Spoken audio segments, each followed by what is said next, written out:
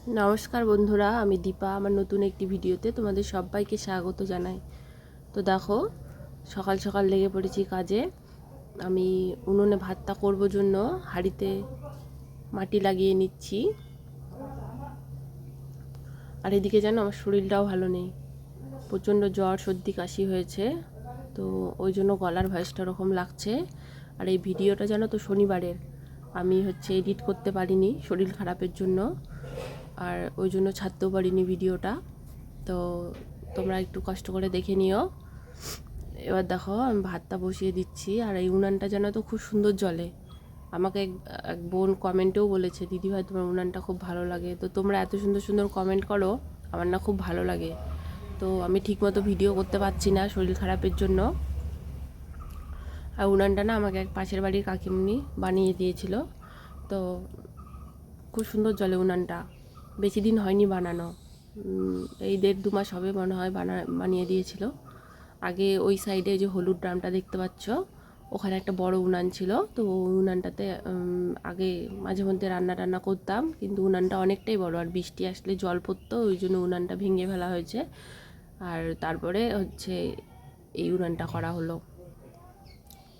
তো দেখো, চাটা করে নিলাম। করে চাটা খেয়ে আমি এই যে জামা কাপড়গুলো, আগের দিনের যে জামা কাপড়গুলো ছিল বা ভেজা ভেজা, তো সেগুলো একটু ফেলে দিচ্ছি।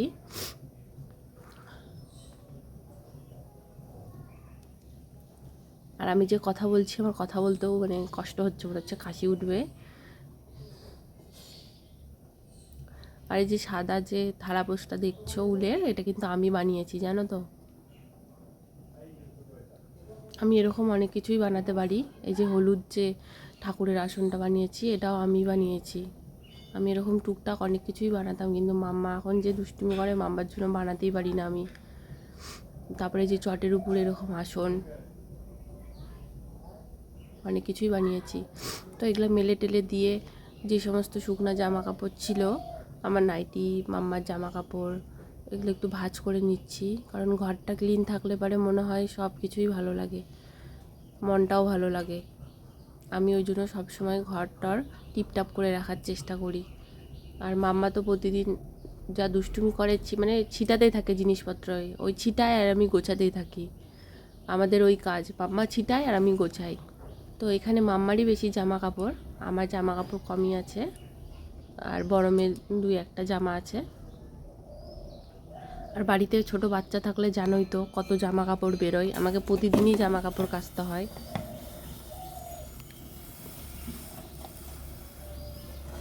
তারপরে এদিকে জামা কাপড় ভাঁজ করতে করতে বড়মশাই বাজার থেকে বাজার দিতে এসেছে।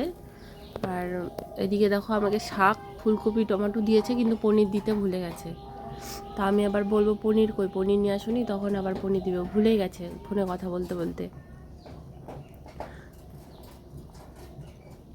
ও আবার আমাকে বাজার দিয়ে দোকানে চলে যাবে, দোকান খুলে গেছিলো বাজারে।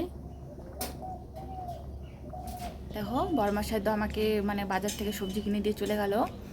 পনির পনির তারপর হচ্ছে ফুলকপি আর হচ্ছে আজকে মূলার শাক, তো এইসবই রান্না করব। আর এদিকে দেখো, প্রেসারে আমার হচ্ছে ডাল সিদ্ধ বসিয়ে আমি অনেক কাজ করলাম।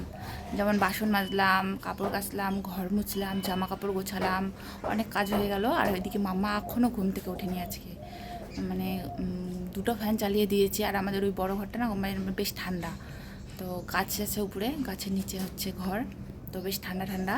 তো আর এমনিতে কিন্তু বাইরে প্রচণ্ড গরম, এই দেখো আমার অবস্থা দেখো, প্রচণ্ড গরম। আমি কাজ করে পুরো মানে হাঁপিয়ে গেছি বলতে পারো। তো একটু বসলাম, একটু জল টল খাবো, তারপরে লেগে পড়বো রান্নায়। তো আজকে রান্নাটা তোমাদের সাথে শেয়ার করব না, কারণ রান্নাটা যদি তোমাদেরকে দেখাই তাহলে অনেক বড় হয়ে যাবে ভিডিওটা।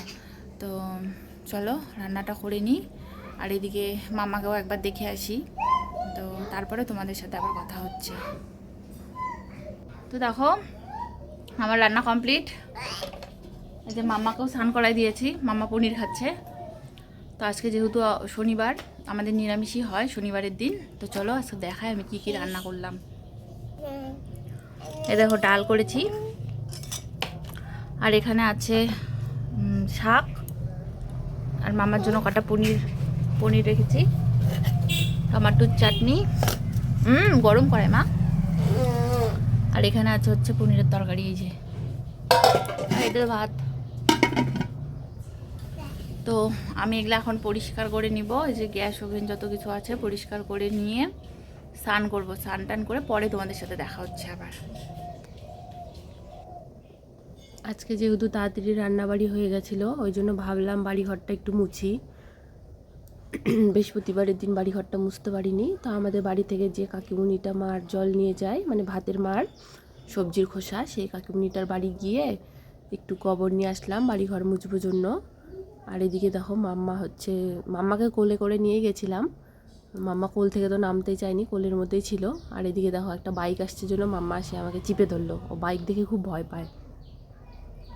তো এবার চলো, ওই যে আমাদের পাড়াটা একটু দেখে নাও। এদিকটা আমাদের বাড়ির পিছন দিকটা, মানে আমাদের বাড়ি পার হয়ে আসার পরে। আর এই যে নীল গেটটা দেখতে পাচ্ছ, এটা কিন্তু আমার শ্বশুরবাড়িরই গেট। হ্যাঁ, এটা আমার শ্বশুরবাড়ি, এখন আমরা এখানে আর যাই না। আর এই যে তার পাশেরটাই আমাদের বাড়ি, মানে পাশাপাশি বাড়ি একদম। আর এটা হচ্ছে আমাদের বাড়ি। চলো একবারে স্নান করে আমি চলে এসেছি তোমাদের সামনে। যে মাম্মা তো দুষ্টুমি করে যাচ্ছে, তো আমি স্নান করার আগে এই যে বাড়ির মাটির বারান্দাটা না মুছলাম। মাম্মা না খুব নোংরা করে, তো আমাকে মাঝে মধ্যেই মুছতে হয়। চলো তোমাদেরকে দেখাই। এই যে এই দেখো, মাটি খুঁড়ে খুঁড়ে অবস্থা খারাপ করে দেয় বাড়ি ঘরে। তা এখন আমি মাম্মাকে ভাত খাওয়াবো, ভাত খাওয়ায় মাম্মাকে ঘুম পাড়াবো। তো আর এর ভিডিওতে আর বেশি কিছু বড় করব না। তো দেখা হচ্ছে পরের ভিডিওতে। তোমাদের যদি ভালো লাগে অবশ্যই চ্যানেলটি সাবস্ক্রাইব করে চ্যানেলটির পাশে থাকবে।